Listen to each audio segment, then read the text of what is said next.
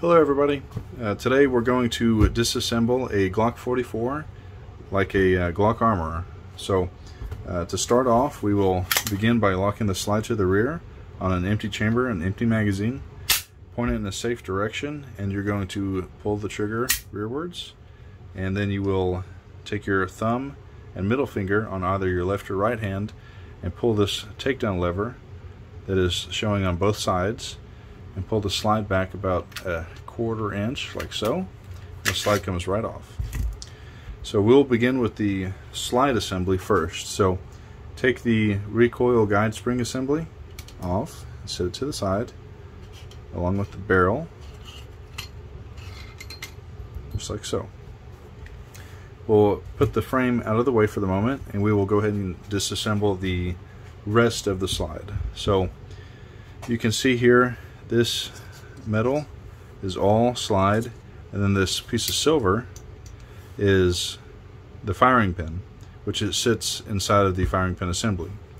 So there is a piece of black plastic between the slide and the firing pin assembly that will take our Glock tool and separate, and then you will push down away from the lug of the firing pin, and we will put your thumb or other finger on the cover plate of the back of the gun and gently slide it off, because there is two springs under tension. We don't want them to shoot out onto the floor. So now that I have successfully done that, I heard a nice pop, cover plate falls off, and now you can see two more pieces of plastic, one of which is the firing pin assembly, like so. You'll never ever oil this, and the only time you'll really want to disassemble this is if you're going to install maritime cups. So set that firing pin assembly to the side, and you can see here we have the extractor rod. So half of it's a piece of metal, half of it's a spring with a plug on the end, and it's black and plastic. Now you can see we will be taking the extractor out of the gun, like so, and then the firing pin safety. If I can get that sucker to come out.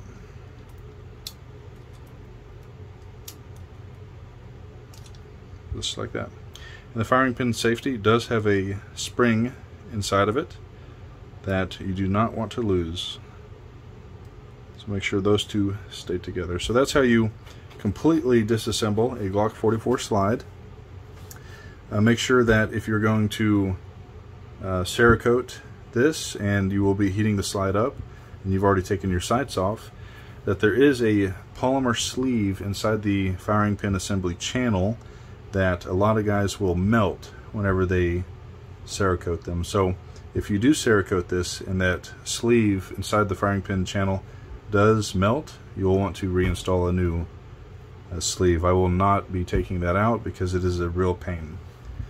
So to reassemble, we'll begin with the firing pin safety, and we'll ensure that the groove on this side is going to face the port of the gun. So now that groove is visible and will accept the extractor.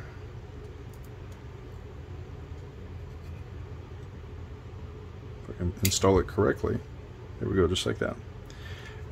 Be gentle with it and watch where you're tipping it, because that extractor on a clean gun can fall out relatively easily.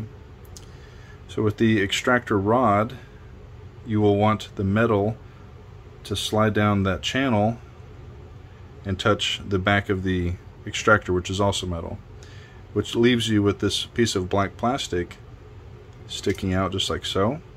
And when we put the cover plate back on, you want plastic touching plastic and metal touching metal.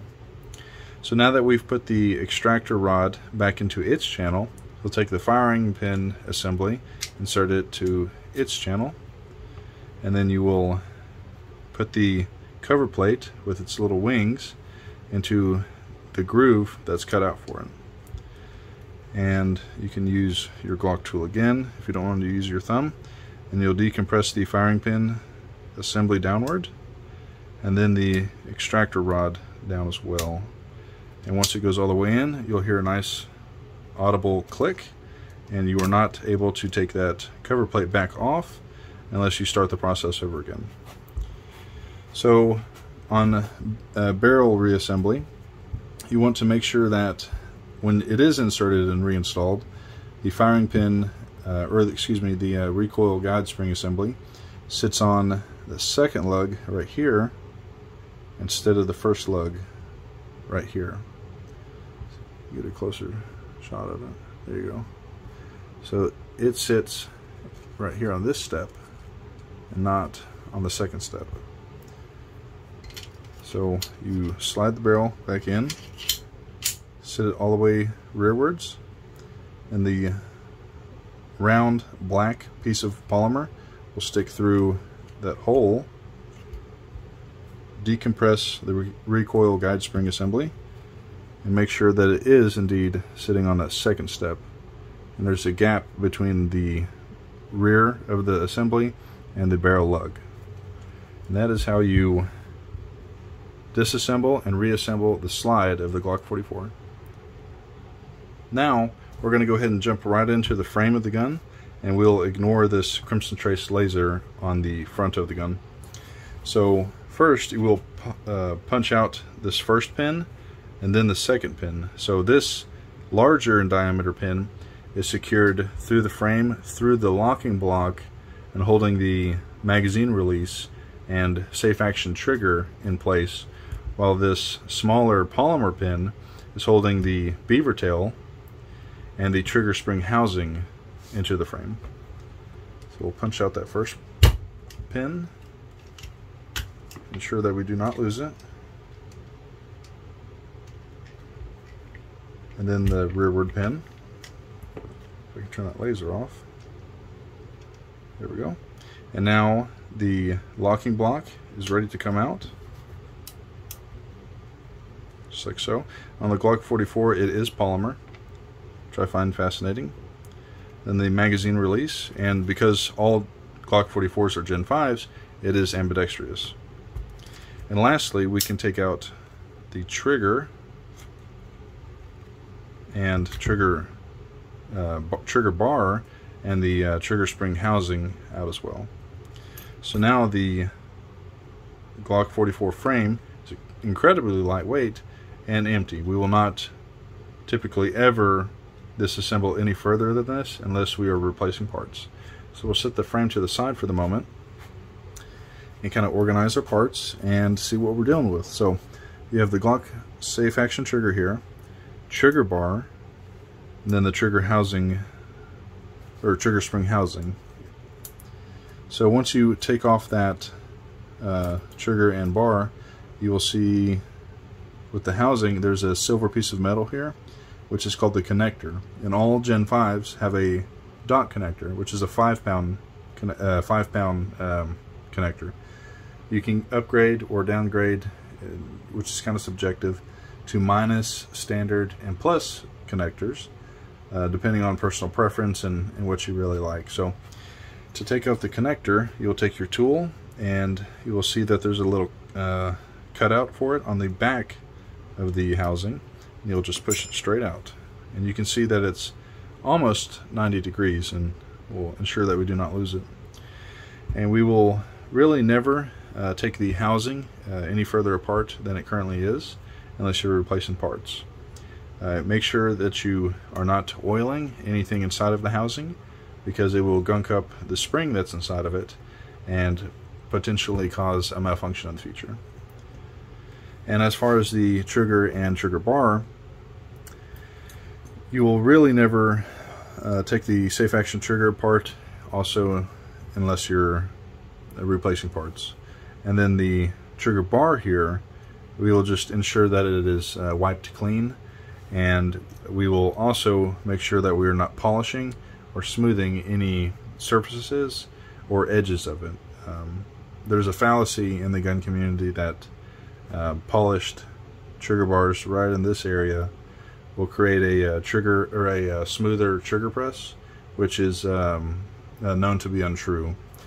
So we will go ahead and begin the reassembly of the frame of the gun, and we will take the connector and put it into its rightful slot here in the housing, and it seats almost flush, but is raised slightly off of the edge of the housing here. And then you will take the front of the cruciform of the trigger bar, and you will insert it into this hook-shaped metal bar inside of the housing where the trigger spring resides, which makes up the drop safety. So when you drop your Glock 44 and it does not go off, this drop safety and proper placement of the cruciform is the reason why the gun does not go off. The back of the trigger bar here will sit onto the edge of the connector, just like so. And it kind of slips off sometimes, just like this, but we will pinch it together in place, adjust the angle of the trigger, sit it smoothly down like so, flush, just like that. Then you'll take your magazine release and orient it in the correct direction and sit it flush down on top of the safe action trigger. And then the locking block will be holes down first, oriented in this direction, and you will seat it flushly to the bottom as well. That laser will stop turning on. So when you're reinserting these takedown pins, you will start from the back and then work your way front, or to the front. So you want the trigger spring housing to be secured first. If I can gently reinsert it.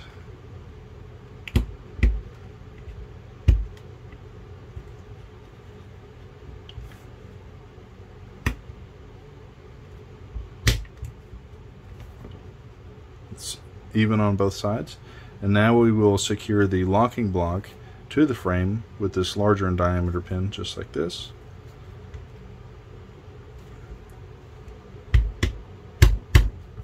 Sometimes they get kind of sticky. There we go. And we will make sure that it is sitting even as well. And that is how you disassemble and reassemble the frame of the Glock 44. Now lastly, to reinstall the slide onto the frame of the Glock 44, we will find that there's a groove here and here of the slide, and there is two little guide rails on the edge of the frame as well. You can see that they're a silverish color on the top. So we will slide the frame back just like so, lock the slide to the rear, and empty chamber pointing in a safe direction will decompress the trigger, track the slide to the rear, and then keep our finger rearward as we do so, releasing the trigger after the slide has reset, and we will hear an audible reset of the trigger, knowing that the firing pin assembly, trigger bar, and trigger spring housing are functioning correctly. I appreciate y'all watching this video today. If you have any comments, please throw them down below, and I would appreciate it if you would like and subscribe. So come back later for more. Concealed Carry and Home Defense Fundamentals. Take a class where you will get the foundation needed to obtain your CCW permit. Get the confidence you need to act as your family's first line of defense. Learn about home security, marksmanship fundamentals, firearms basics, conflict avoidance, situational awareness, physiology of violent encounters, the legal aspect of using deadly force, and the aftermath of a home defense incident. Register for your Concealed Carry and Home Defense Fundamentals class today.